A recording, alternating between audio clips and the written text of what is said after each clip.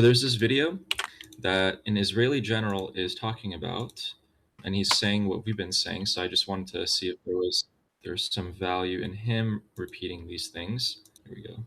Is this the incognito? Yeah, it is. Okay. Sorry about that. All right. So Jeffrey shared this link as well 3 hours ago. I watched this last night. So I guess he also approves. But this is an Israeli general. He's been a general for a while. And this guy's interviewing him. This guy also gives some good takes. And he's going to ask a question about helping the Iranian people. The war intensifying again. And you mentioned the need eventually for the Iranian people to rise and take back their country. How can Israel and the US support that? Meaning, we're talking about civilians against heavily armed terrorists, militants. Can you share maybe what's in store, what Israel or the US would be able to do? A lot of things. I think that first, give them air support. Put drones above their heads, and in any place where you would see Basij forces shooting them or the Revolutionary Guard, defend them and shoot back from the air, not let any forces endanger them as they rise, and also weaponize them. And it's definitely something the US and Israel know how to do and can do it. So there are many steps that can be taken. The question is the timing. When will the US and Israel feel that this is the right timing to, I don't know, let's say, do a press conference with the president and Reza Pahlavi, and they are announcing together, that's it, moving towards a change of regime. This is your moment. We're sending now our planes and drones and everything. Go out and take over your country. I hope they do that. That's the right thing to do. And it's a question of timing. It might be that the US feels that we have to extend this blockade and maybe some more kinetic attacks before this moment arrives. But yeah, so basically, I thought that was really interesting that there is a general saying that, and his takes have been pretty spot on in his other videos as well. So let me stop sharing that screen. That's actually very big, how big of a deal he is, because that's very interesting, because we have been theorizing that's the way to go here for a while, and now we have a general confirming that is the way to do it. So it's very interesting to get that validation here. Yeah, so that was one thing I wanted to talk about. And then I also wanted to talk about how the Ukrainians came to Saudi, and within 2 weeks, they achieved like a major breakthrough in drone defense. So they brought their technical know-hows and their tricks, because for those of you who don't know, the Ukrainians have had to defend against Russian drone attacks pretty much every night. And so every night they get to perfect their defense a little bit more and learn from their mistakes. So when they came to Saudi, what they did was, okay, you guys have replenished all of your drone interceptors. Great. Here's what we're going to do. And Jeffrey talks about this all the time. He says competitive adaptation, which means if the regime knows Saudi's interceptors are restocked, the regime drones are just going to fly below radar to avoid them. So then what did the Ukrainians do? They buried acoustic sensors in the desert on like wire fences, whatever, okay? And what this does is when the drones, the Shahid drones, fly below radar, they're really loud. And these sensors pick up on the sound of the motor of the Shahid drones. And they're able to zero in on where these drones are directly. And the point is that we're completely prepared for this time, because everyone thinks that the war starts again and then boom, we're going to see a repeat of what happened last time. No, we're going to be much more prepared this time. We know exactly what they're doing. We know exactly their capabilities. We've tested everything. We know just how much they can launch, when they can, whatever, right? So this time around, militaristically, I think those IRGC commanders who are employing like their mosaic strategy know that they're completely screwed. So hopefully they might just even be taken out quicker or perhaps run away or whatever. But I do genuinely think that this time, when the strikes start, either, I don't know, this week, next week, some people are saying when the King of England leaves, the strikes are going to resume. It could happen before then, after, I don't know. But this time it's going to be much more quick, much faster, which gives me reason to think that perhaps the arming of the Iranian people, if we adopt this like faster, expedited strategy, might not be on the cards for the US and Israel, because that does take a little bit of time to implement. So yeah. So one question before we go to the responses. Everything that you're saying and we are saying is that to me, maybe I'm missing something here, but it looks like the Islamic Republic is fucked right now, right? But every time, other than Fox News, everything I see from Western media and also YouTube analysts keep suggesting that, oh, they're like they have the upper hand. Are we missing something here? Like, maybe actually being skeptical. I'm not making fun of them. Like, I'm actually like, are we missing something that maybe they're seeing something that we're not? Because to me, it looks like Americans have all the cards and they have the upper hand, but there's so many other channels that I respect that they see it the other way around. So what are we missing? I think it's easy to just throw a blanket on it and be like, oh yeah, it's propaganda. So when you've brought this issue up over the last like month or two, I went out and I looked at these opposing people, which was really painful to listen to these people, but I did it. And of course, most of them just don't know or they have their own agenda and stuff, but I couldn't find a single logical point with the information that I know that I was like, oh, we missed that. There was nothing there except for scorched earth, except for the pure amount of damage that the regime, if they wanted to, could turn their weapons inwards on the people or even just simply poison the Gulf or something like that. There's not much. I really don't think that there's much they can do. Okay. All right. Let's go to the responses. Yeah, first to respond is Sketch. Hello, nice to see you guys. On the Hi. topic of arming the people, I'm glad to see the generals also recognize that sometimes you got to wait for the right timing. The timing is very important. You want to hit when they are at their weakest. We spoke a little bit yesterday about the Artesh forces or any other forces that may be turning against the IRGC. I would expect that there's people already on the ground having those communications. And this seems just having someone like that talking about it openly. I would think that this person is a general. He's an Israeli general. He would, even if he's an ex-general, he would have loyalty to Israel. He would not put that out there, I would suspect, unless he thought it was close enough to the time to have that conversation. So I think things are moving in that direction. And as far as the media, look, there's a lot of media that I used to respect, right? But when they touch the topic that I know personally, all of a sudden, wait a minute, I trusted them on this and they seemed okay. I trusted them on this, that they seemed okay. But now they're touching a subject I personally know. And I know they're absolutely wrong about everything they're saying.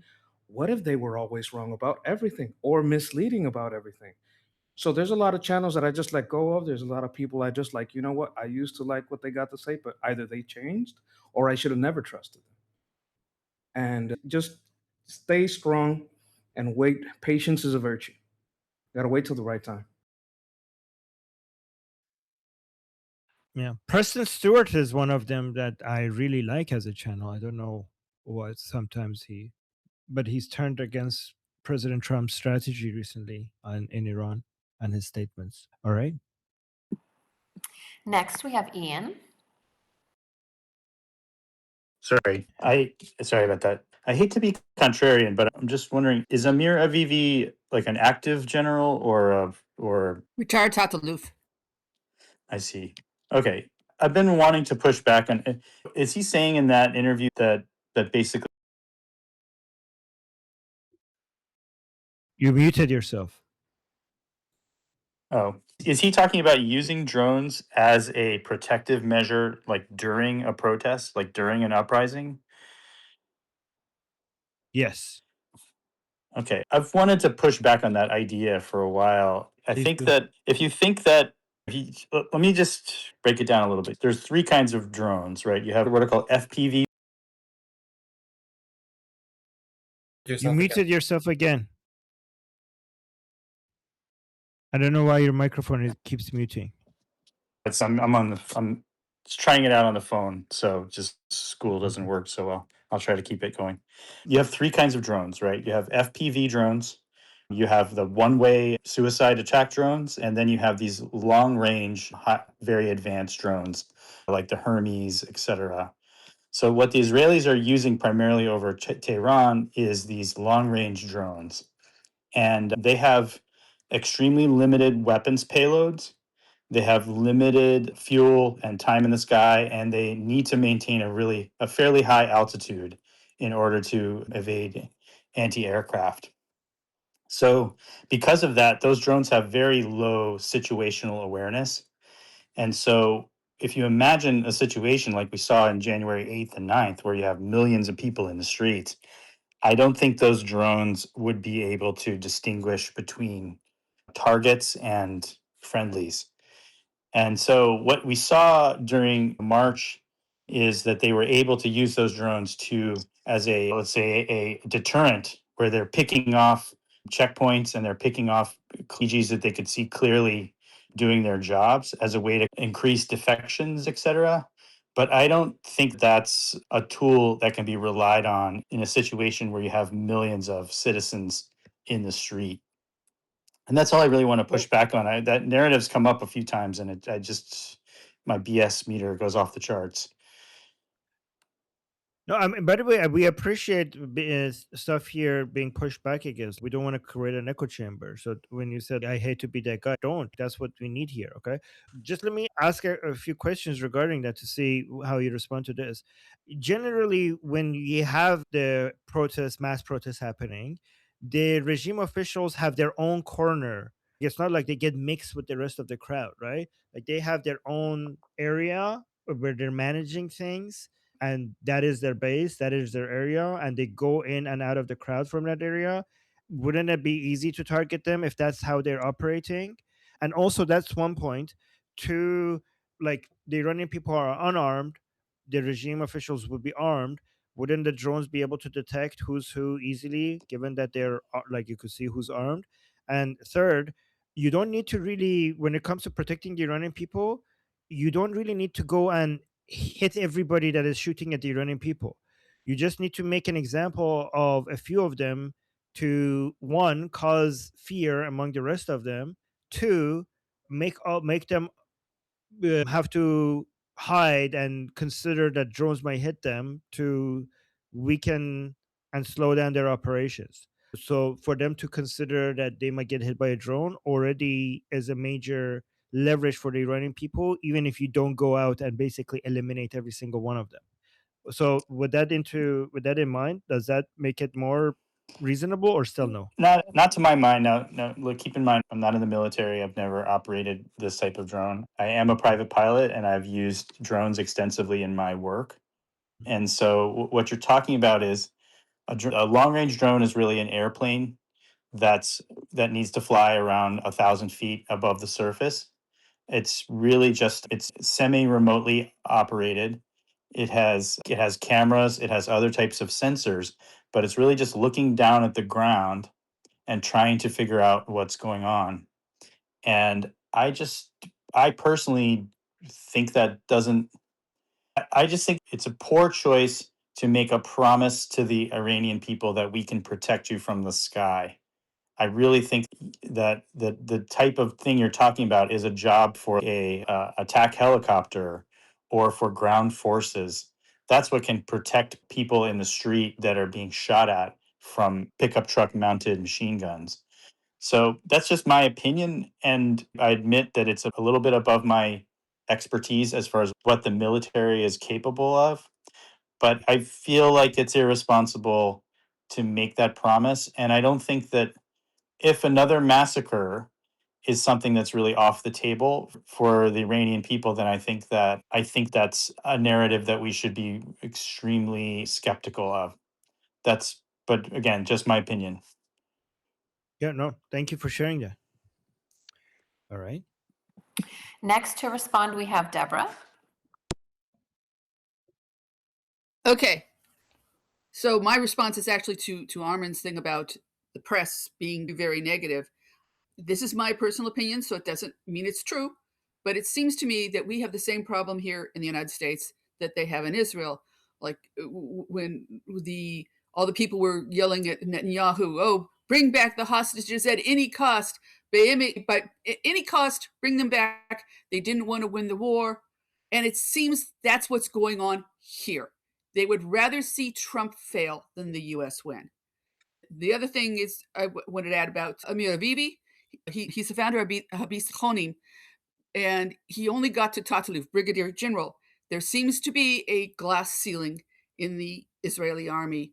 If you have the wrong ideology, i.e., if you're religious or you're right wing, you will not advance beyond Tataluf. That's the ceiling. And there are a lot of bitter ex-military who got together and formed this group, Habis Khonim, ISDF, and they're trying to look to ways to reform the Israeli army to make it a winning army again, not one that just does quick missions in and out and retreats, but actually holds ground. So that's who Amir Avivi is. He's behind this group who wants to change the method of fighting war in Israel. Okay. All right. Thank you. Next is Guy. It's a similar point in that I see a lot. First of all, do you know Tom Nash, Armin? No, I have to see people's faces. I'm really bad with names. Okay, so Tom Nash is another analyst, and he's actually very, very pro what's going on. He's very optimistic, last I've seen. And I put stock in what he says. In my estimation, he's usually on the money. The issue, I think, and I find it with analysts who are trying to they don't even do it intentionally, but their bias just seeps into whether they think we're being led by competent people or not. And they seem earnest, but wrong in that if Trump is doing it, there's no way it can be this sophisticated or something along those lines.